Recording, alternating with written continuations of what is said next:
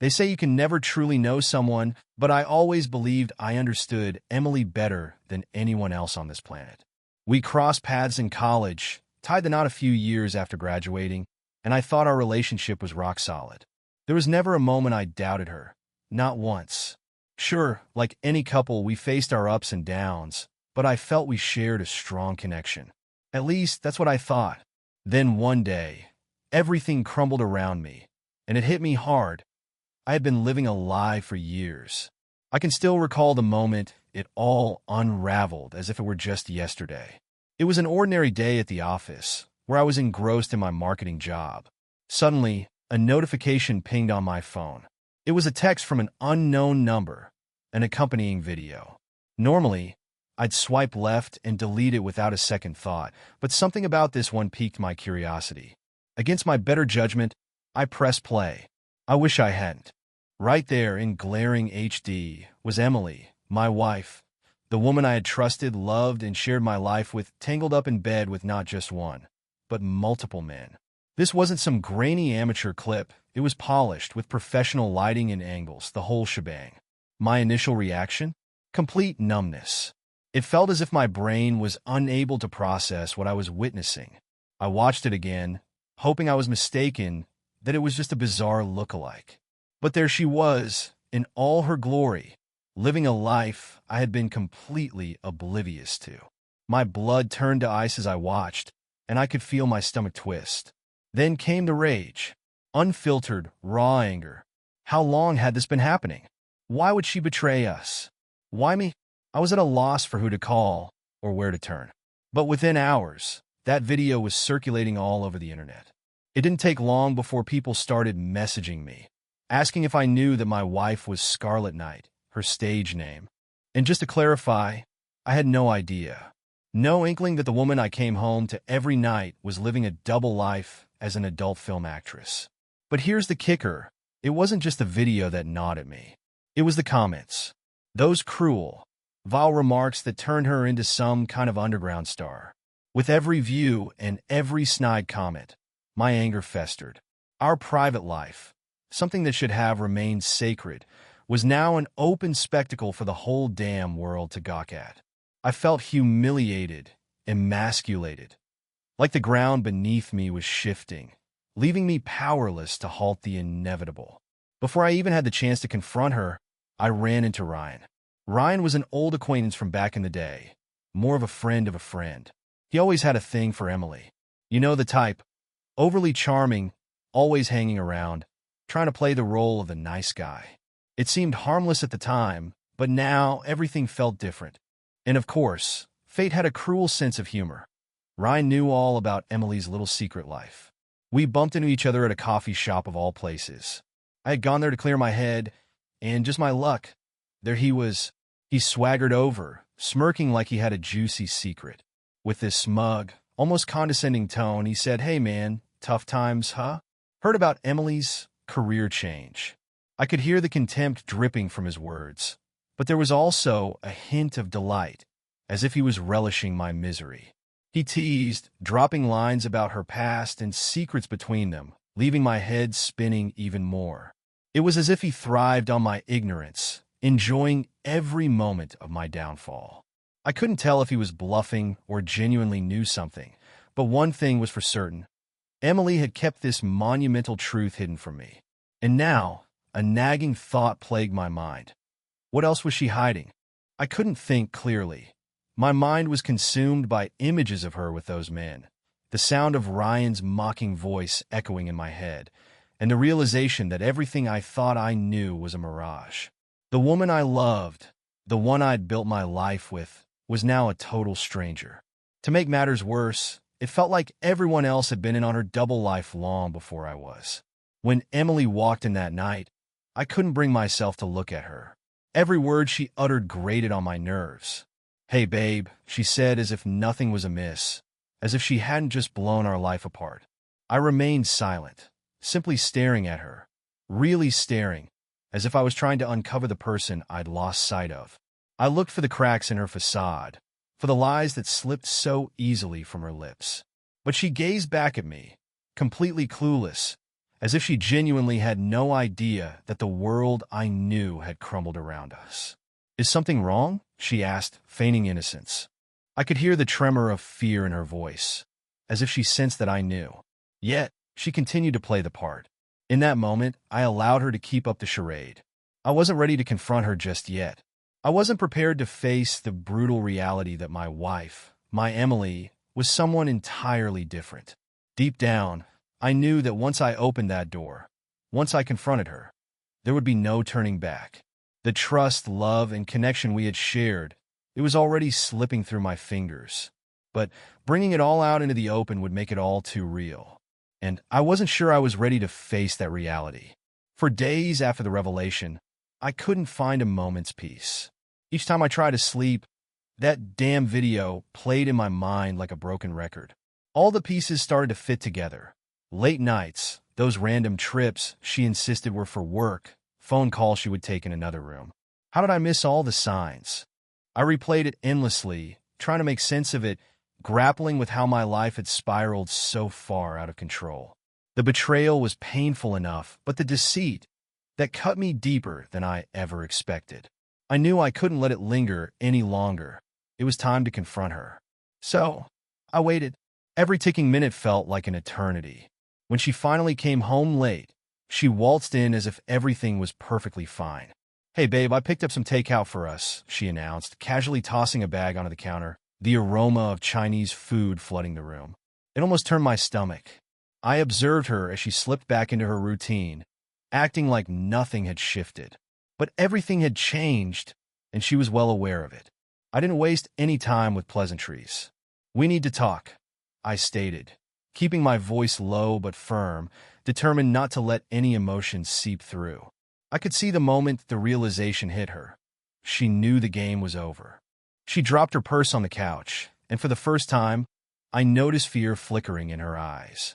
"What's this about, Jack?" she asked, trying to keep her voice steady, but I could detect the cracks beneath the surface. I pulled out my phone, opened the video, and slammed it down on the table in front of her. "Care to explain this?"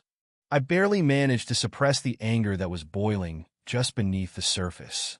She didn't reach for the phone. She didn't even glance at it. She knew precisely what I was showing her. "Let me explain," she began, but I cut her off. "Explain what? That you've been sleeping with a bunch of guys on camera for God knows how long? That you lied to me and everyone about who you truly are?" The words surged from me like a dam bursting, unleashing all the pain, confusion, and fury I'd been bottling up. Emily took a deep breath, and for a brief moment, I thought I saw a hint of guilt in her eyes, but it was quickly overshadowed by something else, defiance. "Jack, I was going to tell you. I didn't know how," she said, as if that would somehow absolve her. "It's not what you think. Not what I think." "Really, Emily? Because it seems pretty damn clear to me. You're an adult film actress, and you kept it from me. How long has this been going on? Were you doing this even before we got married?" My voice escalated, and I felt myself trembling. Then she dropped the bombshell. "Yes, before we got married," she admitted. "I've been doing this for a while, and I did it for us, Jack. For money." She attempted to sound sincere, but I couldn't buy into it. "Remember when we were drowning in bills, and I told you I'd found some freelance work? Well, this was it. It paid well, and I thought it would be temporary." It hit me like a gut punch. I wanted to believe her, that she was doing this for us, for the money, but deep down, it didn't add up. The secrecy, the double life, this wasn't about survival. There was something more going on, and I was determined to uncover it. "So, that's it? You just woke up one day and thought, I'll sell my body for money, and you never thought to discuss it with me? To seek a different way together?" I was practically shouting at this point, my voice reverberating off the walls of our living room. Emily locked eyes with me, her gaze narrowed, and for the first time, I saw a side of her I didn't recognize. "You don't understand, Jack. You never have. It wasn't just about the money. It was about control. It was the only thing I had control over. My body, my choices." She leaned in, her eyes blazing.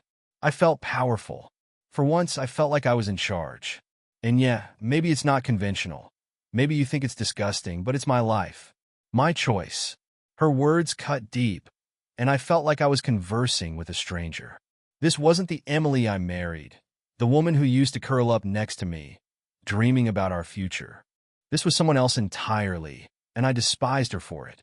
Yet, I couldn't shake the suspicion that maybe she wasn't acting alone, that someone was pulling the strings, pushing her further into this abyss. That's when I met Sophie. I'd heard her name before, but Emily always dismissed her as just a friend. However, the moment I encountered Sophie, I sensed there was more beneath the surface. She was sharp, confident, and exuded an energy that screamed trouble. It was as if she thrived on chaos, and Emily was her ideal target. Sophie was always lurking around, whispering in Emily's ear. I once overheard a conversation between them. Emily had no idea I was home, and Sophie was in full force, preaching about how empowering it was to take charge of one's life, to own her sexuality, and never let anyone hold her back. "You don't need Jack to define you, babe," Sophie declared. "You do you. Men are disposable. Remember that." Emily just soaked it up. I could see it in her eyes, the way she lit up when Sophie spoke about power, fame, and money. It was intoxicating, and Sophie was her dealer. But there was a darker side to Sophie. I could sense it, a darkness that tainted everything she touched. She was entrenched in the industry in ways that extended beyond being a mere friend. She had connections, knew the right people, and was pushing Emily deeper and deeper into that world, convincing her that this was the only path worth pursuing. I tried talking to Emily about Sophie, warning her that she was toxic, but she wouldn't listen. "Sophie understands me in a way you never could," she snapped one night when I broached the subject. "She's not afraid to take risks, to live life on her own terms. Unlike you." That stung. Sure, I was furious and felt betrayed, but ultimately, I just wanted Emily to see the damage this was inflicting on us, to recognize how far gone she had become. But she refused to see it. Or perhaps she simply couldn't. Because as much as I hated to admit it, a part of her relished it. Relished the attention, the power, the thrill of living on the edge. And at that moment, I realized the Emily I had fallen in love with was gone, replaced by a stranger I didn't want to know. I felt utterly helpless, like a bystander in my own life, watching it spiral out of control with no way to intervene. And Emily? She was behind the wheel, flooring the gas pedal, with Sophie cheering her on from the passenger seat.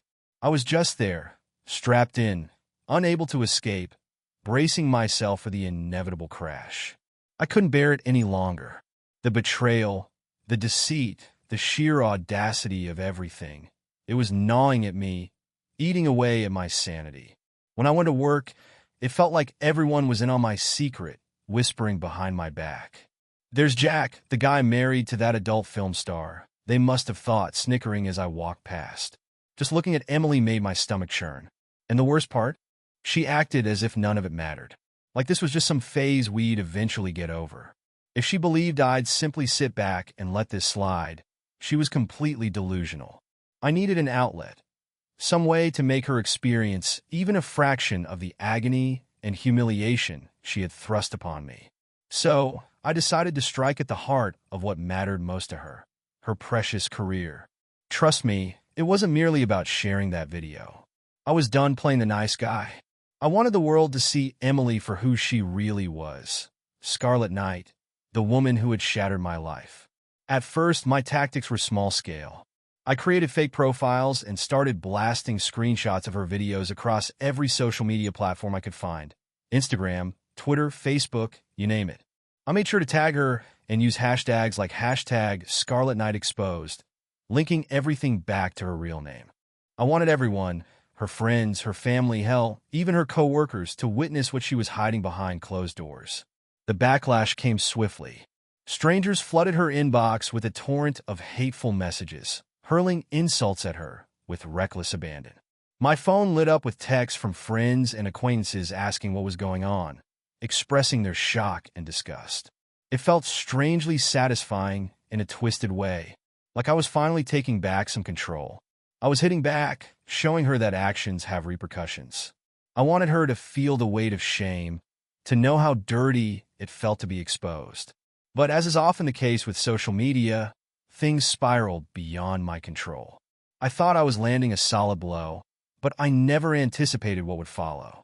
Suddenly, she had fans, supporters coming to her defense, praising her for being real and owning her sexuality. They transformed her into some sort of hero, an advocate for empowerment. I watched in disbelief as her follower count skyrocketed, and she began receiving messages of support from people who saw her as a symbol of defiance and freedom. My plan was backfiring spectacularly, and it infuriated me. The harder I tried to tear her down, the more they exalted her. And Emily, of course, lapped it all up. She posted pictures of herself looking empowered, captioning them with vapid phrases like, "I am more than just my body, and own your truth, no matter what they say." It made my blood boil. I couldn't understand how she was flipping the script, becoming a twisted source of inspiration for others.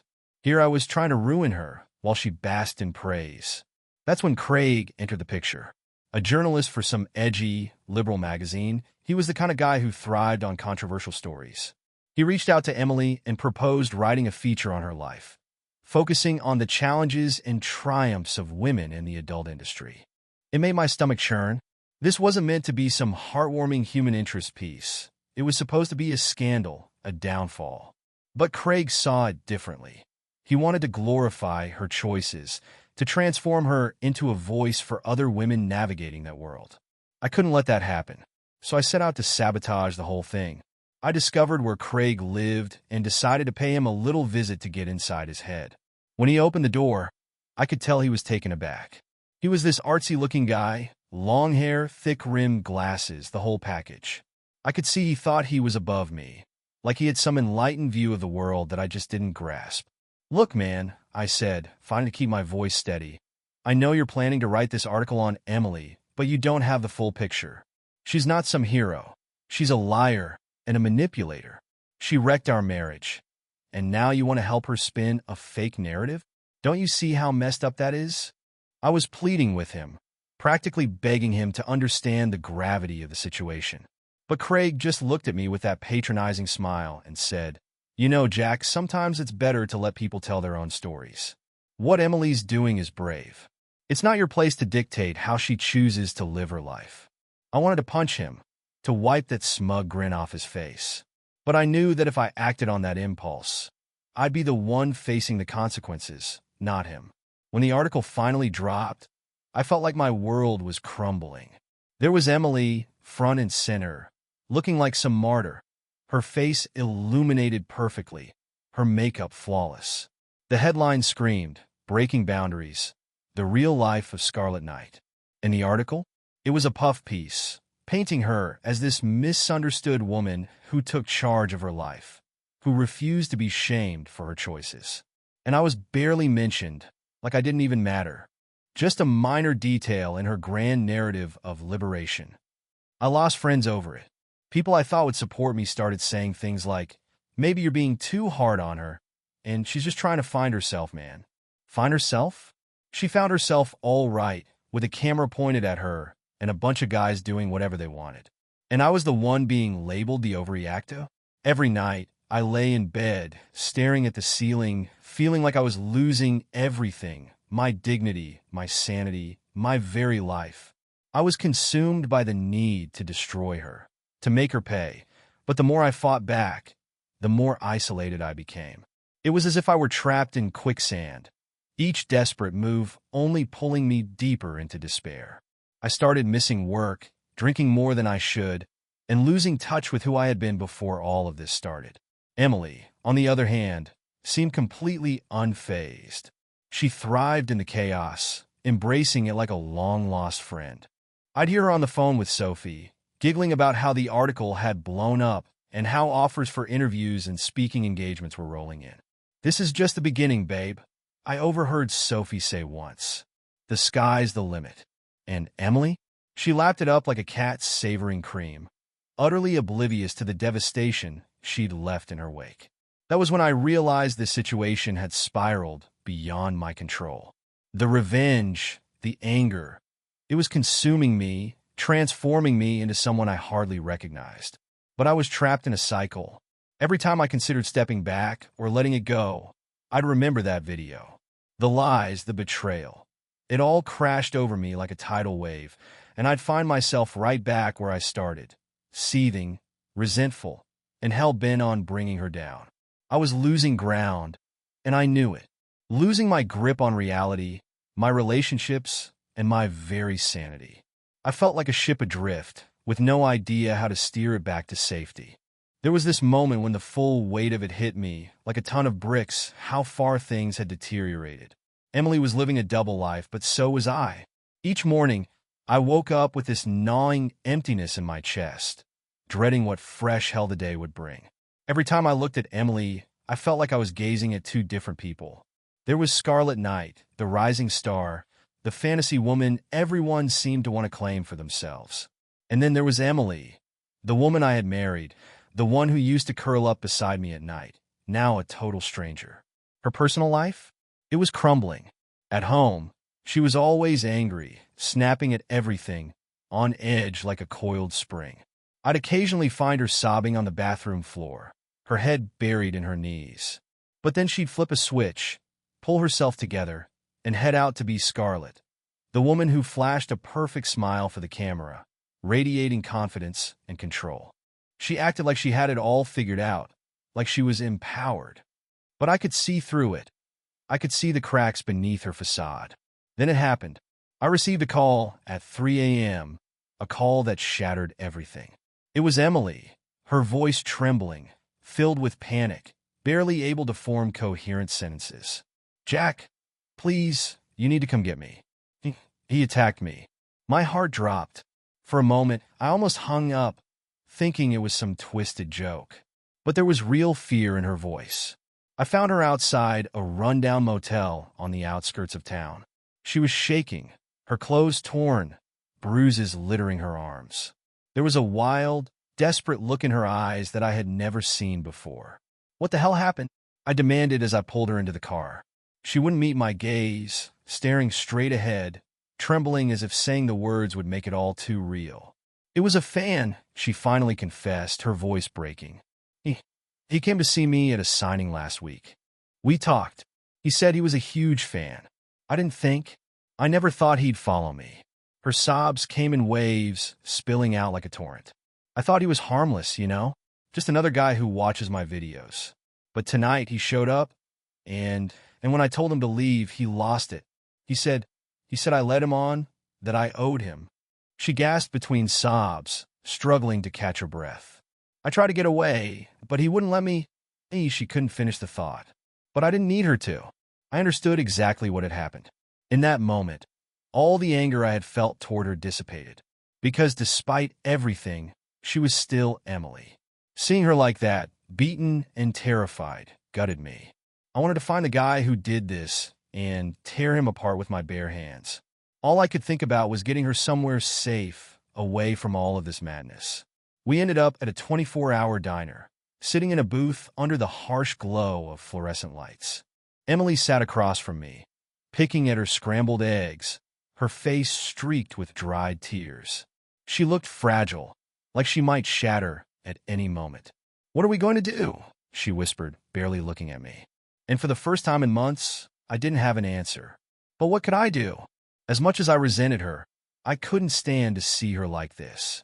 And, part of me felt guilty. All my social media attacks, all my efforts to ruin her. What if I'd pushed this psycho over the edge? What if my desire for revenge had led to her sitting there, bruised and broken? The police caught the guy a few days later. He turned out to be some obsessed fan who couldn't accept that Scarlet Knight didn't want him.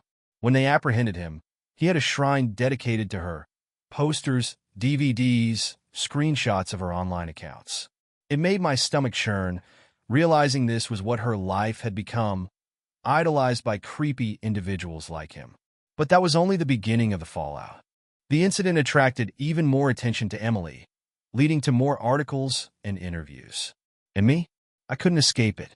Every time I turned on the TV or checked my phone, there was her face, a constant reminder of everything that had transpired. No matter how hard I tried to distance myself, I kept getting dragged back into her whirlwind. I remember one night, sitting alone in our apartment, staring at my reflection in the window. I didn't recognize the man looking back at me. I used to be calm and rational. I used to have a good life. But now, all I felt was rage, confusion, and guilt. I didn't know how to make it all stop. And Emily? She was spiraling. One moment, she'd be Scarlet, all confident and empowered. And the next, she was just a broken shell, hiding from the world. I wanted to help her, but I felt utterly powerless. The more I reached out, the more I felt myself slipping away. And then, one night, everything boiled over. We had one of our explosive shouting matches. Nothing new there, but this time it felt different. There was a rawness to it, like everything we had been holding back exploded into the open. "You ruined me, Emily," I yelled, my voice bouncing off the walls. "You destroyed our marriage, our lives. All for what? For money? For fame?" She stood there, trembling, but I could see a fierce fire burning in her eyes. "And what about you, Jack? Do you honestly believe you're the victim in this mess? You've made my life hell. I'm not the only one responsible for wrecking our marriage. You played your part too, with your thirst for revenge, your bitterness, your need to punish me." Her voice escalated, raw and hoarse, each word dripping with emotion. "I messed up, no doubt, but you're no angel either. You've done things that I can never forgive. So stop acting like you're the hero here. You're just as broken as I am." Her words hung heavy in the air, suffocating me. For the first time, I truly saw myself. I recognized the anger, the resentment, the hatred that had consumed my life. And deep down, I knew she was right. I wasn't the victim. I wasn't the hero. I was just a guy flailing in a world that had spiraled into chaos. In my desperate attempts to destroy Emily, I had inadvertently destroyed myself. That night, I walked out without a word. I grabbed my jacket, pushed through the door, and kept walking until my legs buckled beneath me. I found myself sitting on the curb, gazing at the city lights, consumed by a single thought. What the hell happened to us? How did we end up in this abyss? How had we let everything fall apart? I realized that my quest for revenge wasn't worth it. The anger was pointless. I had become a man I didn't recognize, lost in my obsession to tear Emily down. And in the process, I had dismantled everything good in my life. I wanted to forgive, to let it all go, but I had no idea how to begin. I didn't even know if I could. What I did know was that a change was necessary. If I didn't change, there wouldn't be anything left of me or of Emily. Perhaps that was the real tragedy of it all. If someone had told me a year ago that I would find myself in a therapist's office, laying bare my anger, my marriage, my everything, I would have laughed it off. But here I was, confessing to a stranger with a notepad, someone paid to absorb my chaotic life.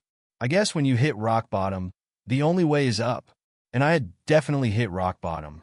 After everything, the revelation of Emily's double life, the scandal, my revenge, the dust eventually settled.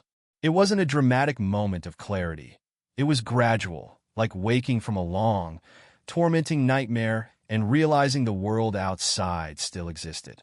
Maybe, just maybe, there was a chance to start over and pick up the pieces. Then Emily made her move. I was blindsided, to be honest. One day, she came to me and said, "I'm done. I'm walking away from all of it. The videos, the name, the industry." I wanted to snap back with something that would wound her like she had wounded me. But when I looked at her, I saw the weariness etched into her features. The physical bruises had healed, but the emotional scars remained, invisible yet profound. All I could manage to say was, "Why now?" She took a deep breath, her gaze dropping to the floor. "I can't do this anymore, Jack. I'm exhausted, tired of being Scarlet Knight, tired of pretending this life is all about glamour and power. It's not. It's isolating, and it's breaking me." I could hear the pain in her voice, and for the first time, I recognized just how deeply the industry had cut her. She was a shadow of the woman I once knew, desperately trying to find herself again. Leaving wasn't simple for her. There were contracts, obligations, and people who fought to keep her in the game. After finally escaping, she struggled to find new work. Trying to secure a normal job is a Herculean task when your name is synonymous with adult content plastered all over the internet. She faced rejection after rejection, enduring constant judgment, and I'd watch her come back to the place she was staying, no longer our home, with that same defeated expression. It was agonizing to witness. Hard to reconcile the fact that, despite everything, a part of me still cared for her.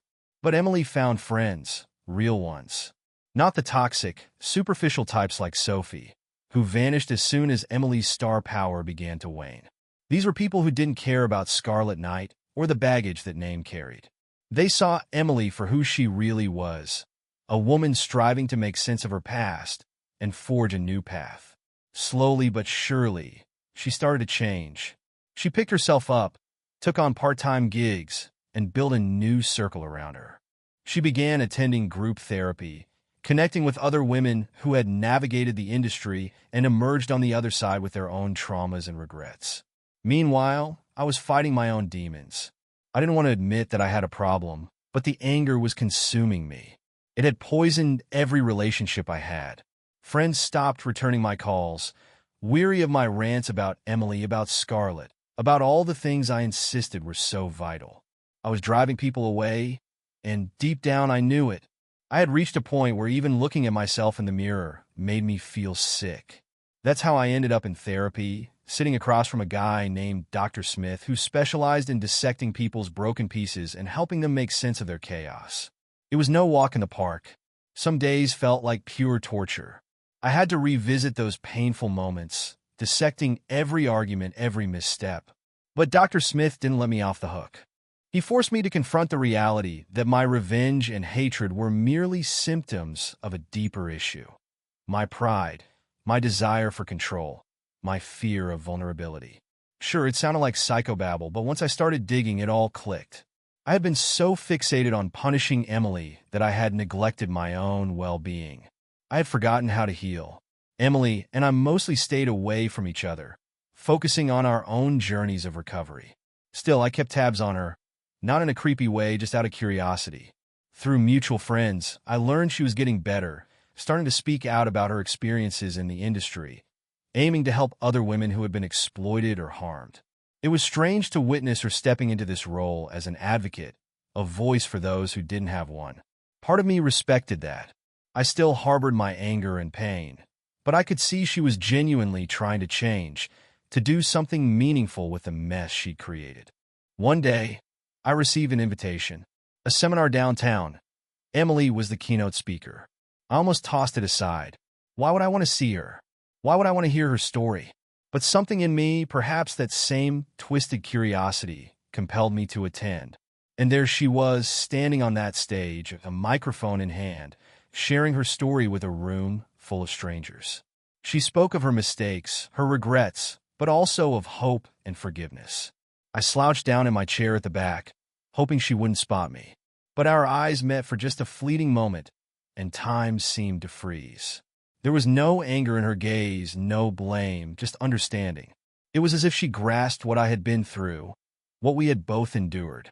When the seminar concluded, she approached me, a soft smile gracing her face, the kind you offer someone you haven't seen in ages, unsure of how to bridge the gap. "Hey, Jack," she said, her voice gentle, almost tentative. "Hey, Emily," I replied, struggling to keep my voice steady. We stood there for a moment, neither of us quite sure how to break the ice or address the storm that had raged between us. "Thanks for coming," she finally said. "I wasn't sure you would." "Yeah, well, I wasn't sure either."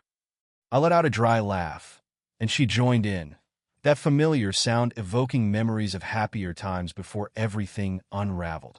You did great up there," I added.